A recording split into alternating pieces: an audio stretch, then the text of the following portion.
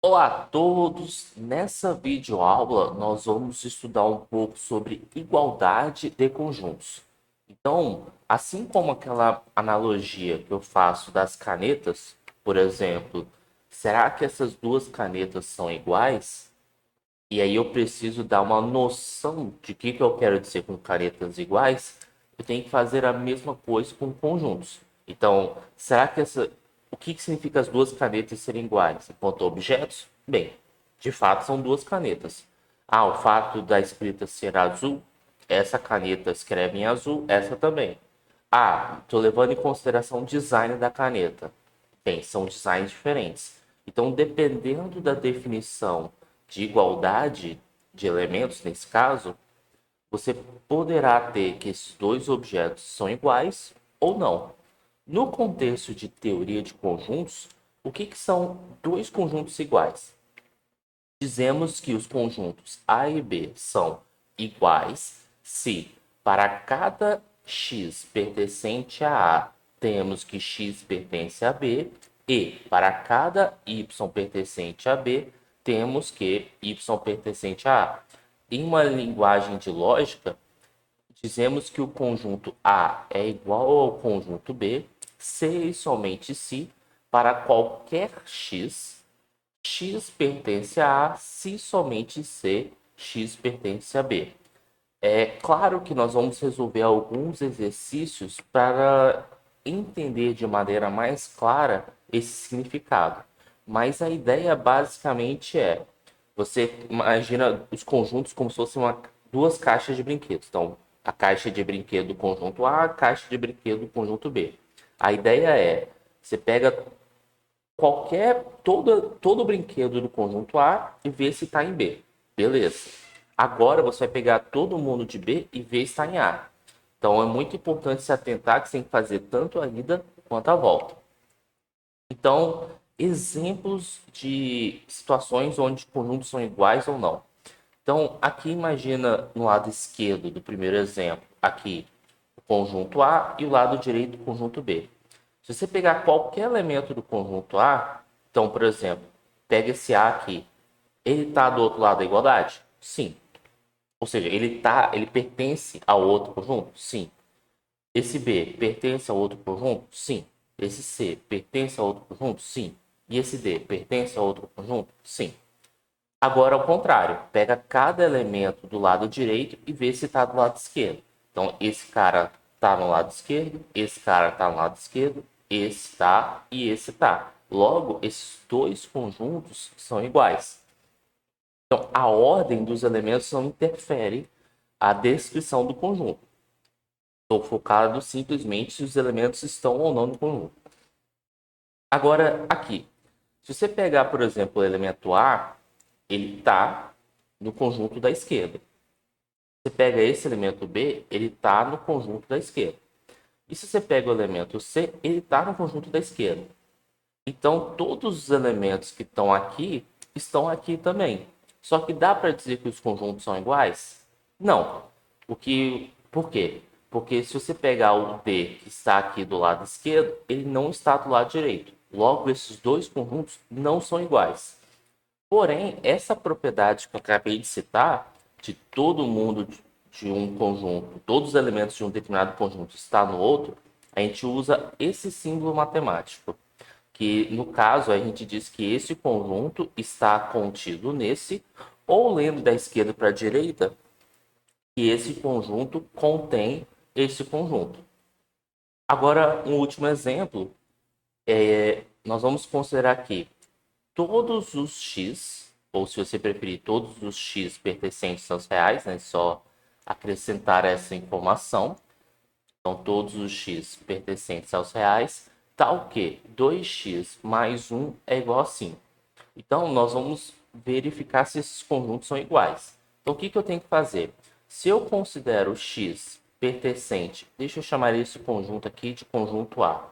Então, se eu chamo x um elemento que pertence a A, o que significa o x pertencer a A? Significa que 2x mais 1 é igual a 5. E se você resolver essa equação, bem, isso aqui é a mesma coisa que 2x igual a 5 menos 1, né? subtrai um dos dois lados. 5 menos 1 dá 4. Se você passar esse 2 para o outro lado dividindo, ou seja, dividir os dois lados por 2, você vai ter aqui x igual a 4 sobre 2. Se você simplifica 2 em cima e embaixo, o 4 sobre 2 vira 2. Então, qualquer elemento do conjunto A necessariamente implica que você vai ter o x igual a 2. E o x igual a 2 está no conjunto do lado direito. Agora, se você pegar que esse elemento é o conjunto B, para todo x pertencente a B, isso implica necessariamente que x é igual a 2. E a gente já viu na conta acima que isso aqui implica que x é um elemento, quer dizer, que 2 é um elemento de A. Logo, esses dois conjuntos são iguais. Então, isso até valoriza o conceito de igualdade de conjuntos. Por quê? Porque, às vezes, um mesmo conjunto, você pode descrevê-lo de diversas maneiras. Aqui você está explicitando o elemento e aqui você está colocando como uma solução de uma equação. Só que você pode ter várias e várias maneiras de descrever o mesmo conjunto. Então, por isso que é fundamental dominarmos o conceito de igualdade entre conjuntos. Bem, o que é subconjunto? Já dei um pequeno spoiler anteriormente, mas agora eu vou definir formalmente. Um conjunto A é dito subconjunto de B. A notação que nós vamos usar é essa. Se para qualquer x pertencente a A, temos que x pertence a B. Então, observe, não é ida e volta. O que eu quero dizer? Se x está em A, então x está em B. Observe que em nenhum momento eu pego um x em B para verificar se está em A. Não existe essa preocupação aqui. Se ocorrer, aí os conjuntos são iguais. Mas aqui só estou olhando para um único sentido, que é pegar todo x de A e mostrar que ele está em B. Então, exemplos. Esse conjunto está contido nesse, porque qualquer elemento do conjunto da esquerda é um elemento do conjunto da direita. Esse conjunto também está contido nesse.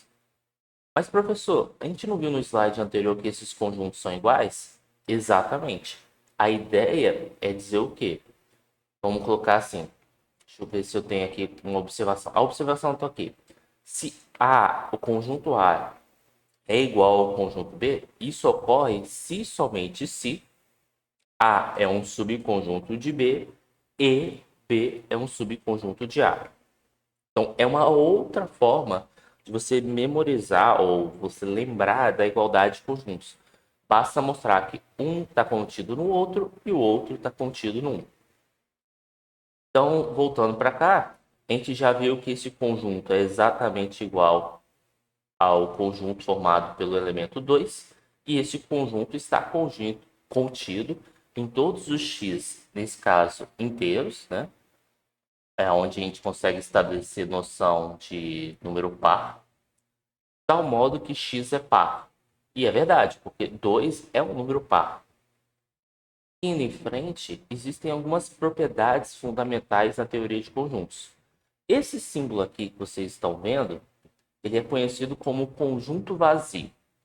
E o conjunto vazio, por vacuidade, ele é sempre um subconjunto de um conjunto A qualquer. Sempre. Um conjunto A, ele sempre está contido nele mesmo, porque vem daquela observação anterior, né? Porque o conjunto A é igual a ele mesmo. Se ele é igual a ele mesmo, quer dizer que ele está contido nele. E ele está contido nele. Mas deu para entender o que eu quis dizer. Isso aqui é a observação anterior. E aqui é uma outra propriedade interessante que é... Aí eu vou fazer um desenho que facilita. Imagina o seguinte, você tem um conjunto B. Vou desenhar aqui o conjunto B. E aí você diz que A está contido em B. Ou seja, todos os elementos de A estão em B. Então, ó, A está contido em B. E B está contido em C. Então, se B está contido em C, você faz mais um desenho aqui. E esse conjunto é o conjunto C. Estou usando esse tracinho aqui só para não confundir os símbolos. Então, se A está contido em B, B está contido em C, então A está contido em C. Então, é razoável, né? Então, como é que a gente justifica a letra D? Então, vou só dar uma encolhida nessa parte e nós vamos justificar de maneira um pouco mais formal por que que isso implica nisso. Então, vamos lá. Então, seja X um elemento de A. Eu quero mostrar que esse mesmo X também é um elemento de C. Mas, por A está contido em B, isso implica que o nosso elemento X está em B, que é a definição de subconjunto. Só que a gente sabe também que B está contido em C. Então, pelo fato de B estar contido em C, implica que X pertence a C. E vá lá, todo elemento que está em A está em C. Portanto, A é um subconjunto C. Agora, nós vamos resolver exercícios para consolidar o nosso aprendizado. Então, vou resolver aqui alguns deles. Por exemplo, na letra A, é verdade que A está contido em D? Então, vamos pegar todos os elementos de A. Então, 1, que é um elemento de A, está em D? Tá. O 2, que é um elemento de A, está em D? Tá. Então, essa afirmação aqui é verdadeira. E na letra B, o 2, que é um elemento de A, está em B? Tá. 1, que é um elemento de A, está em B? Não. Então, isso aqui é falso. Agora, vamos só verificar do C igual a D. Por que que isso aqui é falso? Por mais que C seja um subconjunto de D, mas D não é subconjunto de C. Ou seja, o 2 que está em D não está em C. Então, aqui é falso. E esse símbolo aqui significa o quê? Que não está contido. O que é não está contido? É você encontrar algum elemento de A que não está em C. Que nesse caso é o 1? Não, porque o 1 está em A, mas está em C. O 2 está em A, mas não está em C. Então aqui é falso. Aqui é verdadeiro, perdão, porque não está contido. E até interessante, uma coisa que eu esqueci de mencionar anteriormente, é tentador pensar que A está contido em C só porque A tem 2 elementos e C tem 3 elementos. Mas é importante vocês se atentarem que eu não estou contando o número de elementos. Eu só estou vendo essa situação. Se cada elemento de A está em C, nesse caso. Não importa se A tem mais ou menos elementos do que C. Já vou terminar aqui. Vou colocar a letra C mesmo. Vamos resolver aqui logo. Então, B está contido em C? Não, porque o 2 está em B, mas não está em C. Então, aqui é falso. E esse é o contém. D contém B. Então, nesse caso, você pega, olha para, vamos dizer assim, para a boca do jacaré.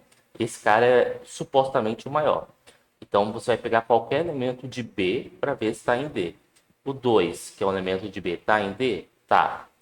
O 3, que é o elemento de B, está em D? Tá. Como você varreu todas as possibilidades, verdadeiro. Então é basicamente isso a noção de igualdade entre conjuntos. Espero que vocês tenham gostado dessa videoaula. Peço que curtam, deem feedbacks e até a próxima.